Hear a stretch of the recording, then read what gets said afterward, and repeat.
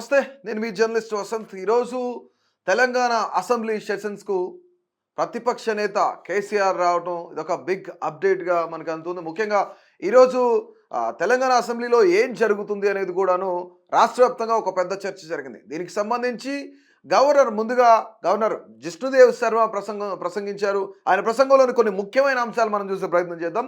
25,000 కోట్ల రుణమాఫీ చేశాం. అలాగే అభివృద్ధి ప్రగతి వైపు అడుగులు పడుతున్నాయి. దేశంలోనే వరి ఉత్పత్తిలో తెలంగాణ మొట్టమొదటి స్థానంలో ఉంది. ఇది రేవంత్ రెడ్డి సారథ్యంలో జరిగింది అని చెప్పేసి గవర్నర్ కూడా చెప్పడం జరిగింది ఆయన ప్రసంగంలో. అలాగే గవర్నర్ ప్రసంగంలో కొన్ని ముఖ్యమైన అంశాల్లో మనం చూసుకున్నట్లయితే రాష్ట్ర అభివృద్ధి మా యొక్క ప్రభుత్వ ధ్యేయం అని చెప్పారు. అలాగే మహాలక్ష్మి స్కీమ్ కింద మహిళలకు ఉచిత బస్సు ప్రయాణం ఇస్తున్నాం. మా ప్రభుత్వ చిత్తశుద్ధికి పరిపాలనే నిదర్శనం అని చెప్తా ఉన్నారు. యంగ్ ఇండియా అలాగే స్కిల్ యూనివర్సిటీతో యువతలో నైపుణ్యాన్ని పెంచుతామని చెప్పేసి ఆయన యొక్క ప్రసంగంలో తెలియజేశారు. వరి రైతులకు 500 రూపాయల బోనస్ ఇస్తున్నాం క్వింటాల్కు అని కూడా చెప్పారు. 500 రూపాయలకే గ్యాస్ సిలిండర్ ఇస్తున్నాం. అలాగే 2 లక్షల వరకు రుణమాఫీ చేశాం. ఇందిరమ్మ ఇళ్ల నిర్మాణం కోసం శ్రీకారం చుట్టాం. కొత్తగా 163 సేవలను ఆరోగ్యశ్రీ సేవల్లోకి తీసుకొచ్చామని చెప్పారు. అలాగే పేదలకు 200 యూనిట్ల ఉచిత విద్యుత్తు ఇస్తున్నామని కూడా గవర్నర్ తెలియజేయడం జరిగింది. ఆరోగ్యశ్రీ పరిధిలో 5 లక్షల నుంచి అంటే ఆరోగ్యశ్రీ యొక్క పరిధిని 5 లక్షల రూపాయల నుంచి 10 లక్షల వరకు పెంచామని చెప్పారు. బీసీలకు 42% రిజర్వేషన్ కల్పించబోతున్నాం. అలాగే తెలంగాణ తల్లి విగ్రహావిష్కరణ కూడా చేసుకున్నాం. జయ జయ హే తెలంగాణ గీతాన్ని రాష్ట్ర గీతంగా గుర్తించామని చెప్పారు జిష్ణుదేవ్ శర్మ. అలాగే ఇందిరమ్మ ఆత్మీయ భరోసా కింద రైతు కూలీలకు 12,000 రూపాయలు. అలాగే నీటి వాటా కోసం కృష్ణా ట్రిబ్యునల్ ముందు వాదనలు వినిపించాం. మహాలక్ష్మి పథకం గేమ్ చేంజర్గా మారింది అని చెప్పారు ఆయన. అలాగే ఉచిత బస్సు పథకం కింద 5,005.95 కోట్లు ఖర్చు చేశామని చెప్పారు. రైతు భరోసా కింద 12,000 రూపాయలు సాయం అందించాం. రైతులకు బోనస్ కోసం ఇప్పటికే 1,206 కోట్ల రూపాయలు కూడా ఖర్చు చేసింది ఈ ప్రభుత్వం. అలాగే ప్రగతి వైపు కూడాను అభివృద్ధి వైపు కూడాను ఈ యొక్క రేవంత్ రెడ్డి సర్కారు కూడాను అడుగులు ముందుకేస్తుంది అని చెప్పారు ఆయన. సో మరీ ముఖ్యంగా రైతుల కోసం రైతు కూలీల కోసం యువత కోసం పెద్దపీట వేసే ప్రయత్నం చేస్తుంది ప్రస్తుత ప్రభుత్వాన్ని కూడా గవర్నర్ జిష్ణుదేవ్ శర్మ ఆయన ప్రసంగంలో తెలియజేశారు. సో దీనికి సంబంధించి ఇమీడియట్గా ప్రతిపక్ష నేతలు కూడాను ఇక్కడ కేటీఆర్ ఒక ప్రెస్ మీట్ని కండక్ట్ చేశారు. ప్రెస్ మీట్లో ఒక బిగ్ ఛాలెంజ్ విసిరారు. ఏది ఏమైనా సరే ఈ బిగ్ ఛాలెంజ్ నిజంగానే కాంగ్రెస్ స్వీకరిస్తుందా అని కూడా మనం ఒకసారి చూసుకున్నట్లయితే ఆ బిగ్ ఛాలెంజ్ ఏంటంటే రైతు రుణమాఫీ గురించి గవర్నర్ అన్ని అబద్ధాలే చెప్పారు. రాష్ట్రంలో ఏ గ్రామానికైనా వెళ్దాం, ఏ పల్లెకైనా వెళ్దాం, ఎక్కడ ఏ రైతు దగ్గరికైనా వెళ్దాం, కనీసం 20% రైతు రుణమాఫీ అయిందని రైతులు చెప్తే మేమున్న ఎమ్మెల్యేలు అందరూ మా బీఆర్ఎస్కి సంబంధించిన పార్టీ ఎమ్మెల్యేలు అందరూ కూడాను రిజైన్ చేయడానికి రాజీనామా చేయడానికి సిద్ధంగా ఉన్నామని చెప్పేసి కేటీఆర్ కూడా ఒక బిగ్ ఛాలెంజ్ చేసినారు. ఇక దీంతో పాటుగా ఇది గవర్నర్ ప్రసంగం లాగా లేదు, గాంధీ భవన్లో కాంగ్రెస్ కార్యకర్తల ప్రెస్ మీట్ లాగా ఉందంటూ కూడాను కేటీఆర్ ప్రెస్ మీట్లో చెప్పిన పరిస్థితి ఉంది. ఇక గవర్నర్ మాట్లాడినవన్నీ కూడాను అబద్ధాలే.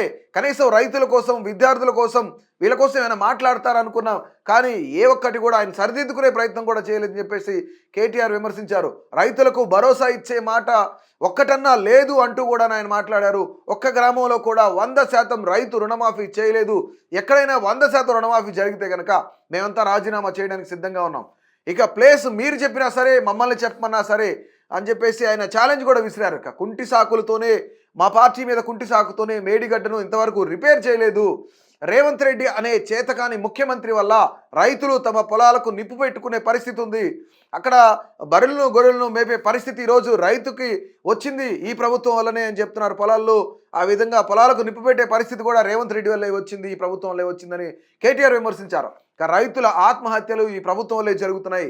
20% కమిషన్లు తీసుకుంటున్న ప్రభుత్వం బహుశా దేశంలోనే ఈ కాంగ్రెస్ ప్రభుత్వం అనుకుంటా అని చెప్పేసి కూడాను రేవంత్ రెడ్డి చెప్పారు. నాడు కేసీఆర్ 4,17,000 కోట్లు అప్పు చేస్తే గుండెలు బాదుకున్న ఈ చేతగాని కాంగ్రెస్ అంటే కొన్ని అనుచితమైన వ్యాఖ్యలు కూడా చేశారు. సంవత్సరంన్నర కాలంలోనే 1,60,000 కోట్లు అప్పు చేసింది ఈ చేతగాని ప్రభుత్వం అంటూ కూడాను ఆయన ఎద్దేవా చేశారు. ఇక కేసీఆర్ వల్లే వరి ధాన్యం ఉత్పత్తిలో దేశంలో నెంబర్ 1గా ఉంది తెలంగాణ ప్రభుత్వం అని చెప్పేసి ఆయన చెప్పిన పరిస్థితి. కానీ రేవంత్ రెడ్డి వల్ల అని చెప్పుకోవడానికి సిగ్గన్నా ఉండాలి అని చెప్పేసి గవర్నర్ ప్రసంగంలో ఈ పాయింట్స్ అన్ని తీసుకురావడానికి గవర్నర్ ఇలా మాట్లాడడానికి కనీసం సిగ్గన్నా ఉండాలి అంటూ కూడాను కేటీఆర్ ఆయన ప్రసంగంలో కొన్ని విమర్శలు చేశారు. కాంగ్రెస్ ఎమ్మెల్యేలు గ్రామాల్లోకి వెళితే తరిమి తరిమి కొట్టే పరిస్థితి ఉంది. రైతు భరోసా ఎక్కడ, రైతు బంధు ఎక్కడ, రైతు రుణమాఫీ ఎక్కడ అని చెప్పేసి రైతులందరూ కూడా ఈరోజు కాంగ్రెస్ ఎమ్మెల్యేలను అడుగుతున్న పరిస్థితి, నిలదీస్తున్న పరిస్థితి ఉందని చెప్పేసి కేటీఆర్ చెప్పారు. ఇక రేవంత్ రెడ్డి ప్రభుత్వానికి గవర్నర్ డబ్బా కొట్టారు. దావోస్లో 40,000 కోట్లు పెట్టుబడులు తీసుకొచ్చాం, రాష్ట్రానికి వస్తున్నాయని చెప్పారు. కనీసం 40 పైసలన్నా వచ్చాయా? వీళ్ళ అసమర్థత వల్ల, చేతగానితనం వల్ల వీళ్ళ ఆర్ఆర్ ట్యాక్స్ ఏదైతే ఉందో దీనివల్ల పరిశ్రమలన్నీ కూడాను పక్క రాష్ట్రాలకు వెళ్తున్న పరిస్థితి అయితే ఉందని చెప్పేసి కేటీఆర్ కూడా విమర్శించారు.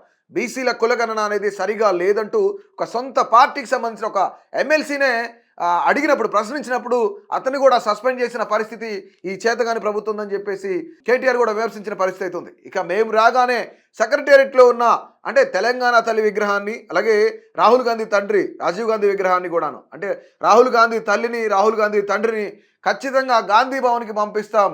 ఇక మేము ఖచ్చితంగా రానున్న కాలంలో వచ్చే ప్రయత్నం చేస్తున్నాం.